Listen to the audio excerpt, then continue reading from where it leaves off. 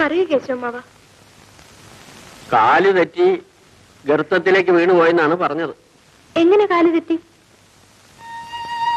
പറയില്ലല്ലേ?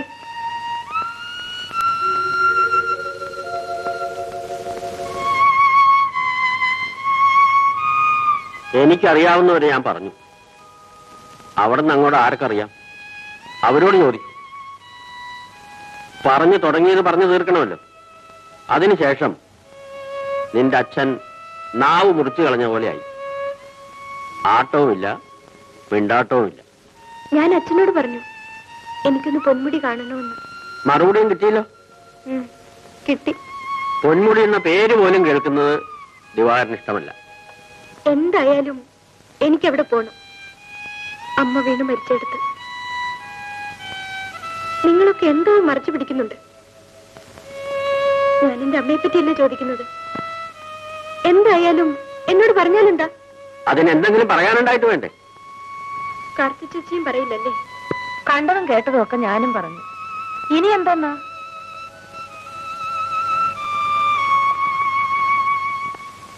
ഈ ചേട്ടൻ ഒരുത്തനാ കുഞ്ഞിന്റെ മനസ്സ് അലങ്കോലപ്പെടുത്തിയത്. എടി കാർത്തു, സൂക്ഷിച്ചു വേണം സംസാരിക്കാൻ. ഞാനും അത് തന്നെയാ പറയുന്നത്. അല്ലെങ്കിൽ പിന്നെ ആ കുഞ്ഞിങ്ങനൊക്കെ ചോദിക്കാൻ പറയുകയും ചെയ്യണോ? എടി, കാല് തെറ്റിയ കാര്യം പറഞ്ഞപ്പോ എന്റെ വാക്ക് തെറ്റിയതല്ല കുഴപ്പം. പൊന്മുടിയിലേക്ക് പോണോന്ന് പറഞ്ഞപ്പോ എല്ലാവരും എതിർക്കുന്നു. അതാ കാര്യം. മനസ്സിലായോ? എന്നാ പിന്നെ കുഞ്ഞിന്റെ മനസ്സൊന്ന് മാറ്റിയെടുക്കാൻ എന്താ ഇപ്പൊ ഒരു വഴി? ഞാനങ്ങ് പറഞ്ഞു തരാം. ആയാ കോയാന്നും പറഞ്ഞ് നീയും പോയതല്ലേ പൊന്മുടിക്ക്. എല്ലാം അങ്ങ് വെട്ടിത്തുറന്ന് പറഞ്ഞു കൊടുക്ക്. ആ നാശം പിടിച്ചവൻ അവിടെ വെച്ച് കണ്ടതും അത് കാരണം. പിന്നെ അല്ലാതെ എന്തോന്ന് ചെയ്യൂടി? ഇത് കുഞ്ഞു ഒരു വാശിക്കാരിയാ. എനിക്കൊന്നും അറിഞ്ഞുകൂടാ എന്റെ ഈശ്വര.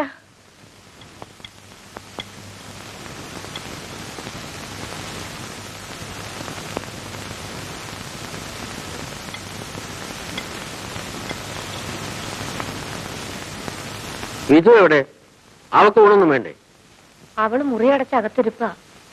എന്ത് പറഞ്ഞിട്ടും തുറക്കുന്നില്ല. അവക്ക് വിശക്കുന്നില്ലെന്ന്. അങ്ങനെ കൊണ്ട് വിശക്കായിരുന്നു. ദിവാകരനുണ്ടോ? ഞാനിപ്പോ വിളിച്ചോണ്ട് വരാം.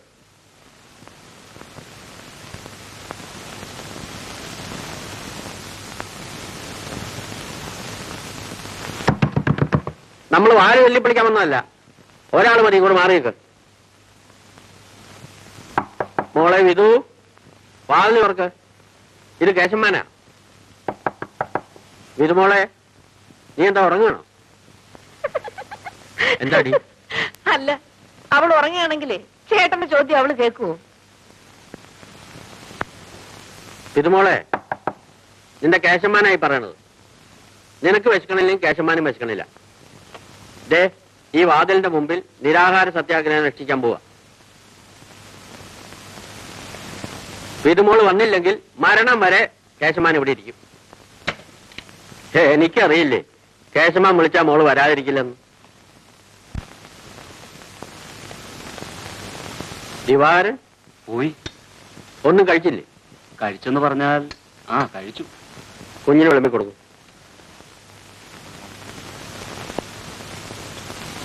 കാർത്തു, ഇവിടെ വരുമ്പോഴാ ഈ വീട്ടിനൊരു അനക്കം വയ്ക്കാറ്. ഈ കണക്കിനാണെങ്കിൽ വല്ലപ്പോഴും സംസാരിക്കുന്ന നമ്മളും മിണ്ടാപ്രാണികളായി പോകും.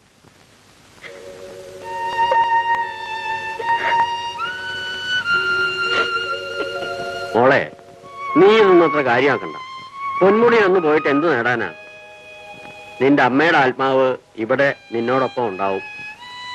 നേരെ കുഞ്ഞെ, നിന്റെ അമ്മയ്ക്ക് നിന്നെ അത്രയ്ക്ക് സ്നേഹമായിരുന്നു. നിന്നെ നോക്കാനായി എന്നെ ഇവിടെ നിർത്തിയത്. സത്യം പറഞ്ഞ എനിക്കൊരു ജോലി ഉണ്ടായിരുന്നില്ല. എന്താ കാരണം? എപ്പോഴെങ്കിലും നിന്റെ അമ്മ നിന്നെ എന്റെ കയ്യിലോട്ടൊന്ന് തന്നിട്ട് വേണ്ടേ? മോൾ എന്നത്തെയും പോലെ ഇവിടെ പാട്ടും കളിയുമായി ചിരിച്ചു കഴിയണം. മുഖം ഉയർത്തിയിരിക്കും മോളെ. ഇങ്ങോട്ട് നോക്കിയേ.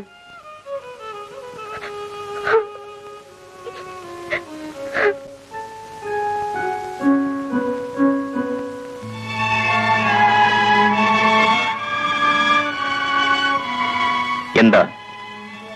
ദിവാകരനും മകളും ഞാനും വേറെ 10-12 പേരും കഴിഞ്ഞുകൂടുന്ന വീടായിരുന്നു. എന്താ മനസ്സിലായില്ലേ? ഞാനത് ചോദിക്കട്ടെ, ഇത് വീടോ അല്ല ശവപ്പറമ്പോ? കേശവമാൻ, ദിവാകരൻ ഇവിടെ ജീവിക്കുന്നു, അതുപോലും അറിയുന്നില്ല. ബാക്കിയുള്ളവരുടെ കാര്യം വിടൂ. തെറ്റും കുറ്റവും എന്താണെന്ന് അറിയാത്ത ഒരു മകളുണ്ടല്ലോ. അവൾ എനിക്ക് ജീവനാണ്. സംസാരിക്കുന്ന കാര്യത്തിൽ ലുബ്ധനാണല്ലോ ദിവാകരൻ. അതുകൊണ്ട് ഞാൻ സഹായിക്കാം.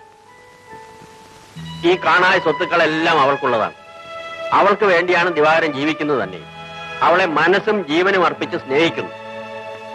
സമയമാവുമ്പോ കൊള്ളാവുന്ന ഒരുത്തനെ അവളെ വിവാഹം കഴിച്ചു കൊടുക്കും.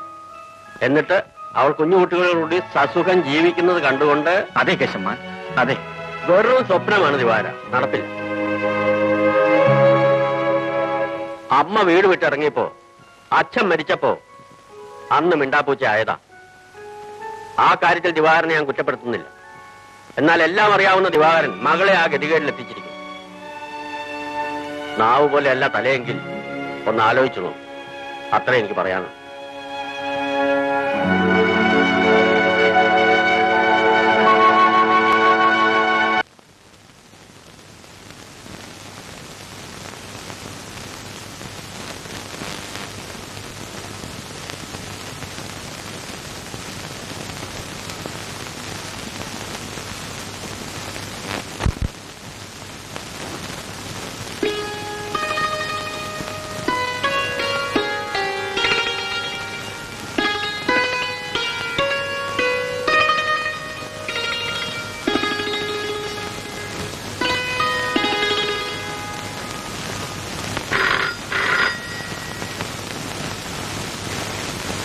ഹലോ. ആ അതെ. പേരെന്താ പറഞ്ഞത്? ദിവാകരൻ മുതലാളിയോ? ശരി. ആ ആ അച്ഛാ, അച്ഛാ, എന്താടാ?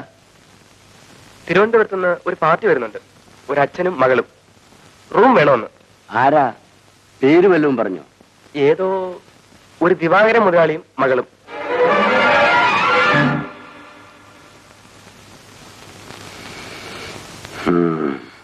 എന്താണ് അച്ഛാ?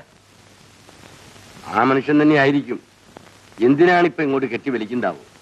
എന്താണ് അച്ഛാ അങ്ങേർക്ക് കുഴപ്പം? ഒന്നുമില്ല.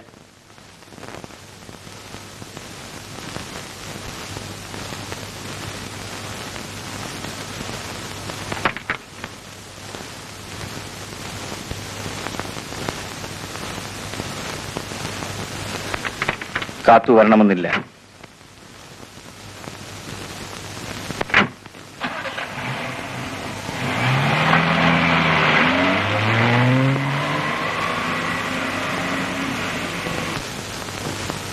പാവ ഒടുത്തിറങ്ങി വന്നിരിക്കാ പൊന്മുടി കാണാൻ പോവാൻ.